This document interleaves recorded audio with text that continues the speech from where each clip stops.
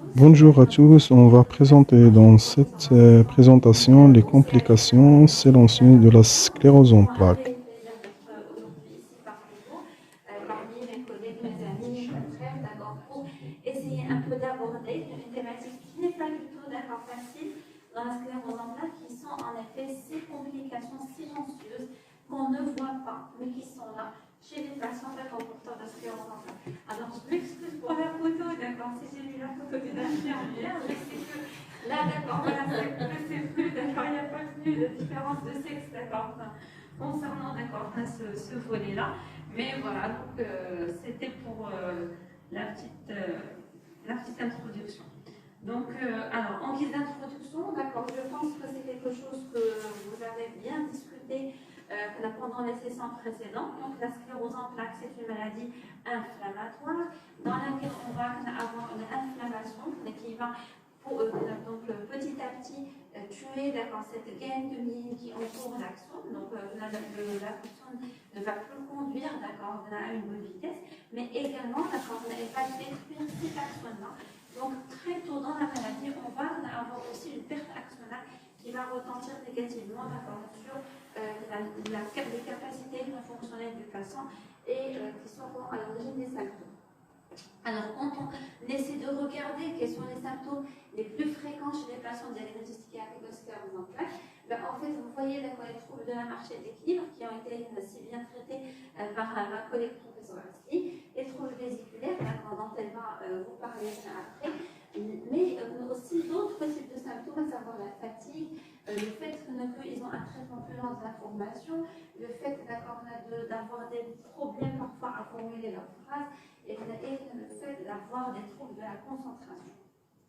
Et donc, en effet, nous, aujourd'hui, on va s'atteler à parler de ces symptômes silencieux. Donc, en fait, quand on voit un patient visuellement, ce qu'on voit, ce sont essentiellement les troubles moteurs, les troubles du langage, le tremblement, c'est ce qu'on voit. Mais ce n'est que la partie visible de l'iceberg. Et en fait, il y a toute une partie non visible de symptômes qu'on n'arrive pas à avoir chez le patient et que le patient doit extérioriser d'une façon ou d'une autre. Et donc aujourd'hui, on va vraiment essayer de traiter la fatigue, les troubles cognitifs, ainsi que les troubles de l'humeur et le retentissement sur le vécu de la douleur chez les patients atteints de sclérose en plaques. Donc, quand on analyse globalement quel est le retentissement de ces symptômes sur la qualité de vie des patients, eh bien vous voyez en effet, la première chose qui ressort, c'est la fatigue chronique. Elle retentit de façon importante sur le vécu du patient chez quasiment les 2 tiers des patients. Et ça va altérer aussi les loisirs, les activités physiques. Ça va avoir un retentissement chez 57% des patients sur leur vie professionnelle, sur 40% des patients sur la vie sociale, mais également la vie familiale, le fait de gérer les enfants. Ça va aussi avoir un impact sur les douleurs physiques que ressent le patient. Et puis, bien sûr, la vie intime, dont on en parlera, Inch'Allah, professeur Asli. Et donc, vous voyez qu'en effet, un patient, en fait, c'est tout ça. D'accord, voilà, à des degrés variables. Donc, le patient, il peut être gêné par les fourmillements, par la douleur, par la paralysie, par la dépression, par les picotements, par la fatigue, par le risque de chute, par les vertiges. Et tout ça, ça va retentir sur la qualité de vie du patient au quotidien. Donc, je vais commencer par le premier petit chapitre qui est celui de l'atteinte cognitive. Alors, en général, quand on s'adresse aux patients, qu'on leur parle d'atteinte cognitive aux gens normaux, ce qui sort en premier, c'est la mémoire. Alors, ce que je veux vous apprendre aujourd'hui, c'est que la cognition, ce n'est pas uniquement la mémoire, c'est aussi d'autres fonctions, que sont le langage, les capacités visuospatiales, c'est-à-dire la capacité à dire que telle chose est à tel endroit, que telle chose est en train de bouger dans une certaine trajectoire. Les fonctions exécutives, qui sont très très importantes dans la socialisation du patient et qui sont représentées par ma capacité à planifier un mouvement, ma capacité à inhiber. D'accord, par exemple, là, moi je suis en train de m'inhiber, je ne peux pas vous dire qu'il y a des choses qui ne sont pas gentilles, parce que socialement, ça ne va pas être accepté. Et aussi aussi le contrôle du comportement dans le quotidien.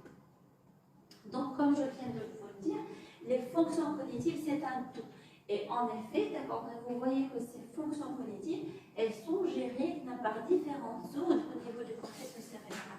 Et donc, par exemple, au niveau du lobe frontal, le lobe frontal va le gérer, certes, ce qui est très très bien connu, c'est la motricité, d'accord, c'est-à-dire la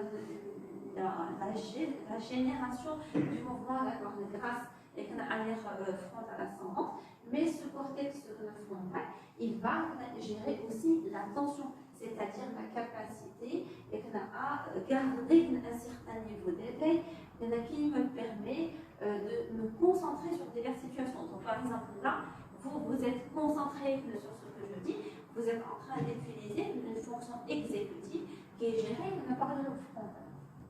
Alors, le lobe frontal aussi, d'accord, quand on parle du frontal, c'est impossible de ne pas parler sur l'hémisphère dominant de l'aire du langage, qui permet la sortie, d'accord, ou le versant moteur du langage, et puis ces fameuses fonctions exécutives qui permettent à chacun d'entre nous de fonctionner de façon socialement acceptable dans la vie de tous les jours. Donc la capacité d'organisation, de planification.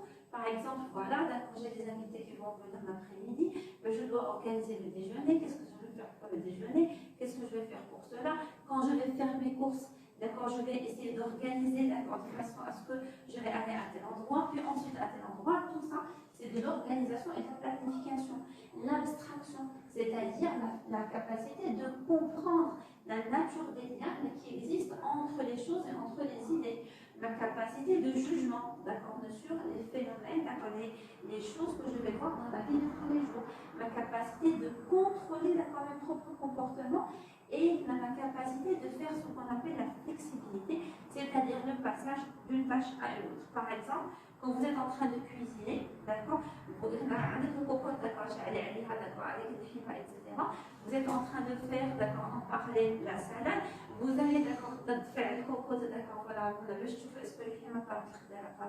et vous allez continuer en parallèle, d'accord, par exemple, la préparation du dessert. Donc ça, le fait de pouvoir, d'accord, faire de multitâches, de passer d'une tâche à une autre, c'est le lobe frontal, d'accord, qui gère ce genre de fonction. Ensuite, cette fameuse mémoire, elle est gérée par un lobe temporal, d'accord. Donc la mémoire, on distingue globalement deux grands types de mémoire. La mémoire à court terme, d'accord, c'est ce que vous êtes en train d'utiliser. Donc vous utilisez votre capacité attentionnelle, mais vous utilisez aussi votre mémoire de travail, d'accord, la mémoire à court terme. Ça veut dire quoi cette mémoire à court terme? C'est la mémoire dans laquelle je vais stocker les informations pour une très courte durée. Par exemple, quand je suis en train de dire une phrase, là maintenant, vous gardez le début de la phrase dans votre mémoire de travail et vous y ajoutez la fin de la phrase. Comme ça, vous pouvez comprendre la totalité de la phrase que je dis. Si vous n'êtes pas capable de retenir le début, ben c'est impossible que vous compreniez ce que je suis en train de dire. D'accord? Très bien. Et puis, il y a le deuxième type de mémoire qui est très, très, très important dans notre vie, c'est la mémoire à long terme. C'est-à-dire, je vais stocker les informations, donc les faire rentrer dans mon cerveau, les stocker, et quand j'aurai besoin de les récupérer, je vais aller les rechercher, d'accord, pour pouvoir les faire sortir. D'accord? Donc, par exemple, dans la mémoire à long terme, il y a ce qu'on appelle la mémoire sémantique. Par exemple, Paris, c'est la capitale de la France. D'accord? Ça, c'est quelque chose, d'accord, qui fait partie de la mémoire. Je ne me rappelle pas où et quand j'ai acquis cette information, mais je la connais. Et puis, il y a la mémoire épisodique. Épisodique, ça veut dire quelque chose qui est en lien avec le où, le pourquoi, le moment d'accord où ça s'est déroulé. Par exemple, la semaine dernière, j'ai rencontré mon cousin, on a pris un café. Dans quel café? Donc là, ça dépend, d'accord, des circonstances dans lesquelles j'ai entendu l'information. Ensuite, ce fameux langage. Donc, le langage est le langage oral, parlé, et il y a le langage écrit, c'est-à-dire là où je vais produire, d'accord, le langage, et c'est au niveau de l'aire de Wernicke, d'accord, qui est à cheval entre le lobe temporal, d'accord, et le lobe pariétal. Le lobe pariétal, d'accord, va me servir aussi, d'accord, pour, on va dire, les capacités avec le lobe occipital visuospatial, donc la gestion, d'accord, de tout ce que je vois dans mon environnement, où est-ce qu'il se trouve, quelle est sa forme, quelle est sa couleur. Je vais imbriquer tout ça pour dire que, par exemple, ce que je suis en train de voir, ça, c'est un bureau.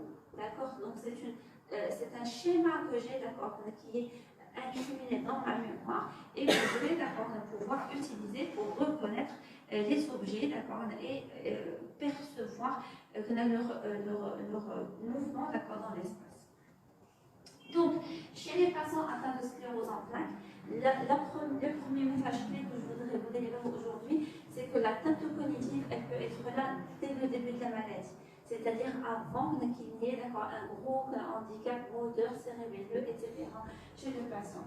Que, en effet, en fonction des études, on va avoir une prévalence qui peut aller jusqu'à 65% des patients, avec une grande variabilité d'un patient à l'autre. Et puis, quand on analyse qu'est-ce qui est atteint dans cette atteinte cognitive chez les patients, la première qui ressort, c'est la vitesse de traitement de l'information. D'accord? Et vous voyez en effet que cette vitesse de traitement de l'information, elle est multimodale. Elle prend en charge plusieurs lobes en même temps. En deuxième position, c'est la mémoire visuelle. D'accord? C'est-à-dire ma capacité, d'accord, voilà, à retenir dans ma tête les schémas, on va dire des objets, d'accord, de la vie de tous les jours. La mémoire verbale, d'accord, c'est-à-dire ma capacité de langagière, d'accord, on va dire une espèce de dictionnaire que j'ai dans la tête. Et puis, en dernier lieu, les fonctions exécutives dont on a parlé, qui sont prises en charge par le lobe frontal. Est-ce que c'est bon, d'accord, jusque maintenant, d'accord, je peux enchaîner. Alors, toujours dans cette atteinte cognitive, elle va toucher aussi des enfants qui sont atteints de sclérose en plaques. Et elle va retentir sur leur intelligence verbale, sur leur rendement académique ultérieur. Et également cette notion de réserve cognitive dont on a parlé tout à l'heure. De la même façon que j'ai une réserve cérébelleuse, je vais avoir une réserve cognitive. La réserve cognitive dépend essentiellement de mon niveau d'instruction. D'accord, combien d'années, d'accord, j'ai pu avoir d'instruction pendant ma vie. Et chez les patients plus âgés, et ça aussi c'est quelque chose que je voudrais vous transmettre aujourd'hui, autant qu'infirmiers qui font partie de la prise en charge globale du patient, c'est que cette réserve cognitive est altérée par les facteurs de risque vasculaire. Donc une fois que mon patient atteint de sclérose en plaques va commencer à vieillir, et avec les traitements de foie actuels, on récupère des patients qui sont d'accord à 60 ans, à 70 ans facilement. Il faut prendre en charge ces facteurs de risque vasculaire, à savoir l'hypertension artérielle, le diabète, la dyslipidémie. Donc je dois faire de l'éducation thérapeutique, car ce sont des éléments qui vont retentir négativement sur ma réserve cognitive. Alors, donc, quel est le rôle, comment est-ce qu'on peut approcher cette atteinte cognitive? Je n'ai pas voulu trop rentrer dans les tests, d'accord? Il y a des tests standardisés, définis, d'accord, chez les patients. Je trouvais que ça allait être trop long, d'accord, pour vous en tant qu'infirmier. Mais parmi, d'accord, les choses qui nous permettent, d'accord, d'approcher cette atteinte cognitive, c'est une mesure de l'atrophie parenchymateuse au niveau du cerveau et le degré de diminution du volume cérébral. Donc ici, vous avez l'exemple, c'est un même patient, ça c'est l'IRM, d'accord, pour la voie initiale, ça c'est une deuxième IRM de contrôle, c'est une troisième IRM de contrôle. Et vous voyez qu'au fur et à mesure de l'évolution de la maladie, j'ai de l'atrophie cérébrale qui va s'installer. Nous tous, on a de l'atrophie. Elle ne doit pas dépasser les 0,4 ml de parenchyme cérébrale par an. Alors que chez les patients atteints de sclérose en plaques, regardez, on peut avoir des pertes de 0,5 voire de 0,8% du parenchyme cérébral. Donc cette atrophie, elle peut être globale, donc toucher tout le parenchyme, mais elle peut d'abord toucher également des structures de façon spécifique, comme le thalamus, comme la région temporale interne, et l'hippocampe qui gère celles qui sont la première entrée dans la mémoire. Est-ce que la pensée cognitive existe? D'accord, ça aussi c'est un message que je voudrais vous délivrer aujourd'hui. Eh bien oui, d'accord, les patients, ils peuvent faire une aggravation exclusivement composée sur la cognition. Et elle peut être isolée, comme elle peut accompagner un autre type de symptômes dans le cadre de la poussée. Et je pense que ça, c'est très important d'avoir dans les dossiers des patients des bilans cognitifs de base pour pouvoir détecter ces poussées cognitives qu'il faut d'ailleurs traiter. Voilà, donc comment je traite en fin de compte l'altération cognitive? D'abord, il faut traiter la maladie, donc la stabiliser. Ça, c'est le relais de traitement de fond que vous avez déjà vu. Il faut traiter les poussées, notamment lorsqu'elles sont cognitives pures ou associées à d'autres symptômes. Et il y a le rôle de l'insertion sociale. Alors là, je vous montre, d'accord, ça c'est un questionnaire, d'accord, qui a été administré chez les patients atteints de CEP, et on leur a posé la question suivante. Quelles sont les stratégies qui vous aident le plus à faire face aux difficultés cognitives que vous éprouvez au jour le jour? Et vous voyez que ce qui sort en premier, chez 45% des patients, c'est le fait d'être bien inséré socialement. C'est le fait que la famille et les amis aident le patient dans les activités de tous les jours. Sinon, on peut avoir recours à l'effet bénéfique de l'activité physique. Madame Leslie, on vous a montré tout ce qui est activité physique, tout ce qui est natation, sport, etc. Tout ça, ça permet d'améliorer la fonction cognitive. Et puis, il y a des méthodes spéciales de rééducation cognitive qui ont certes un effet faible à modéré, et on peut utiliser soit des programmes informatisés, soit des approches de compensation qui vont permettre aux patients d'apprendre à utiliser les images qu'ils voient dans son environnement pour pouvoir améliorer la rétention mnésique de l'information.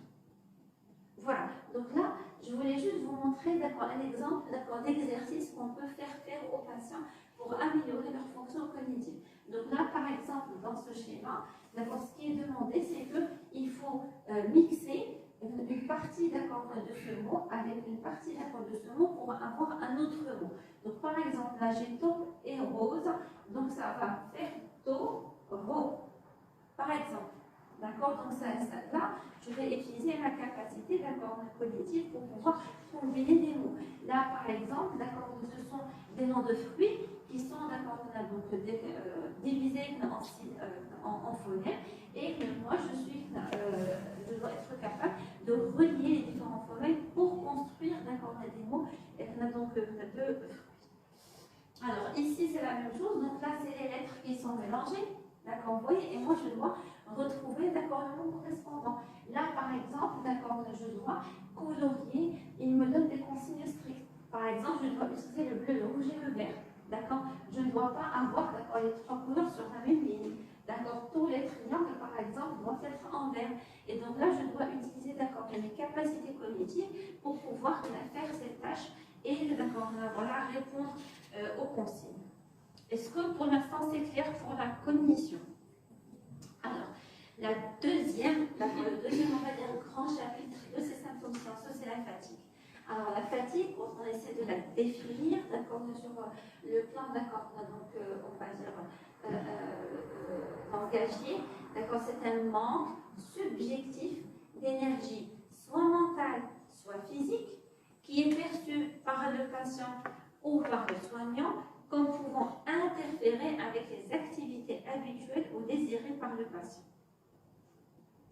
Alors, qu'en est-il de cette fatigue? Vous voyez que sa prévalence est très élevée chez les patients, donc c'est de l'ordre du 80%. Et elle est sévère chez environ 65% des patients. Elle est handicapante, parce que dès qu'elle démarre, elle va avoir tendance à persister dans le temps chez le patient. Alors j'insiste beaucoup sur le fait que la prise en charge de la fatigue, elle nécessite une approche multidisciplinaire.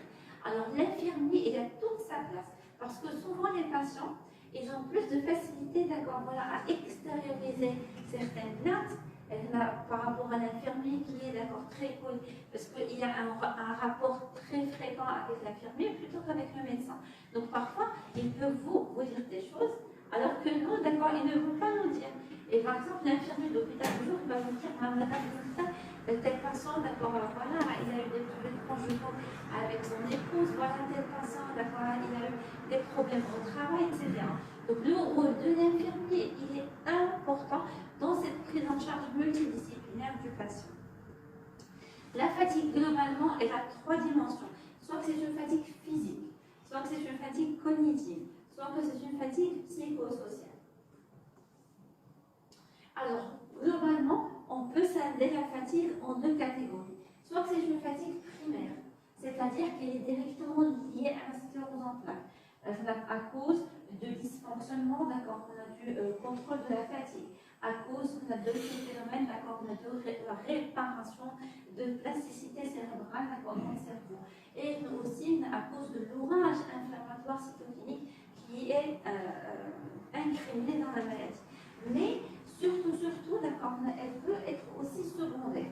Secondaire à quoi? Secondaire, par exemple, à l'effet secondaire du médicament, secondaire aux troubles sphinctériens, secondaire à la dépression dont on va parler, secondaire aussi à certains symptômes gênants comme les tremblements, les difficultés de locution, l'altération aussi du sommeil. Donc, le fait d'avoir un sommeil de mauvaise qualité altère directement nos capacités d'accord cognitives et physiques lors de la vie de tous les jours. Donc globalement c'est ça, donc c'est important de différencier le fait que dans la sclérose en plaques, la fatigue, soit qu'elle est liée directement à la maladie, soit qu'elle est liée à d'autres symptômes. Et donc pour améliorer la fatigue, je dois gérer les symptômes qui me génèrent cette fatigue-là. D'accord? Donc, comment prendre en charge cette fatigue? Il y a deux grands volets. Le volet médicamenteux pharmacologique. La seule molécule qui est validée, c'est la vantadine. D'accord? Et il y a le grand volet non pharmacologique qui va s'appuyer sur des approches mixtes qui vont se baser à la fois sur une approche physique, mais également sur une approche psychologique. Dans l'approche physique, c'est l'exercice en aérobie, Madame Alexis en a parlé. C'est très important d'accord, de motiver les patients pour faire du sport, des activités physiques. Donc soit ils font du yoga par exemple, ils font un peu de fitness, soit avec un physiothérapeute. Et aussi l'entraînement contre-résistance. Et puis il y a l'approche psychologique qui va être basée, bien sûr, les techniques de thérapie cognitivo-comportementale, dont l'objectif est de corriger certains comportements du patient dans la vie de tous les jours pour pouvoir économiser son énergie. Par exemple, simplifier le travail ou avoir recours à des équipements ergonomiques. Et puis, la méditation aussi, il y a eu une étude sur la méditation chez les patients atteints de sclérose en plaques. Et la méditation, c'est quoi? C'est le fait de rester avec soi et de prendre pleine conscience du moment présent. Et ils ont démontré qu'il y a un bénéfice sur la fatigue chez les patients atteints de sclérose en plaques. Alors, le troisième chapitre et le dernier qu'on va traiter aujourd'hui, ce sont les troubles de l'humeur. Et donc là, je vous ai mis la définition de l'épisode dépressif majeur.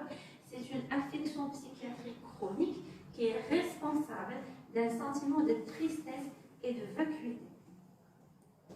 Alors, quels sont les éléments clés dans la dépression? D'abord, c'est sa prévalence, donc c'est très variable en fonction de la méthodologie des études, mais ça peut aller, vous voyez, jusqu'à 50% des patients atteints de sclérose en plaques. Et en tout cas, la dépression est plus fréquente dans la sclérose en plaques comparativement à d'autres maladies chroniques comme la polyarthrite rhumatoïde. Donc, ce qui reflète la nécessité de la dépister et de la prendre en charge. D'accord? Très bien. La deuxième chose, c'est que cette dépression, elle va retentir négativement sur la qualité de vie du patient, mais aussi sur sa maladie. Parce qu'un patient qui est déprimé, en fait, il n'aura pas envie de prendre son traitement. D'accord, il va lâcher, il va vous dire, moi, d'abord, ça ne sert à rien, pourquoi je vais le faire? D'accord, pourquoi je vais prendre ce traitement? Ça va retentir aussi négativement sur la douleur. Les patients qui sont déprimés, ils ont un ressenti plus important de la douleur. Ça peut altérer aussi la capacité cognitive, d'accord, de raisonnement, d'accord, de mémoire. Et on peut avoir parfois, chez les patients, carrément des idées suicidaires. Alors, quels sont, d'accord, on va dire, les facteurs qui vont influencer négativement, d'accord, ou positivement sur la dépression? La première, c'est l'obésité. D'accord, donc quand vous avez un patient sclérose en plaques, il faut lui conseiller de diminuer son poids pour être dans un IMC qui est normal. La deuxième chose, très très important, c'est le régime alimentaire.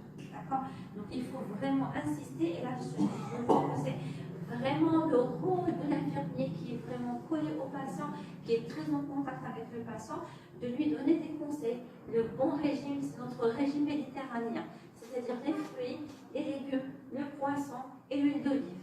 D'accord? Très bien. C'est la vitamine D. On vous a appris, d'accord, c'est sûr, au cours des cours, que le fait d'avoir une vitamine D qui est basse, ben, en fait, il y a une mauvaise influence sur l'évolution de la maladie et la survie de poussée.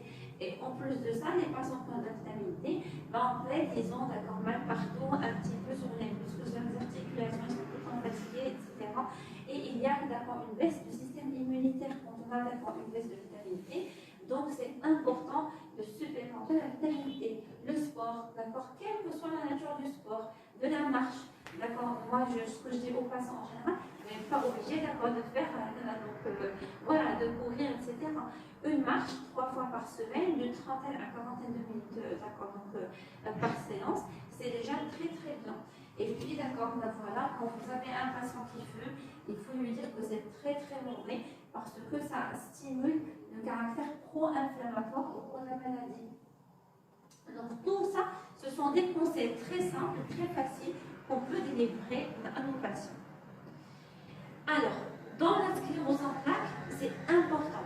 La dépression, elle peut être endogène, c'est-à-dire liée à la maladie.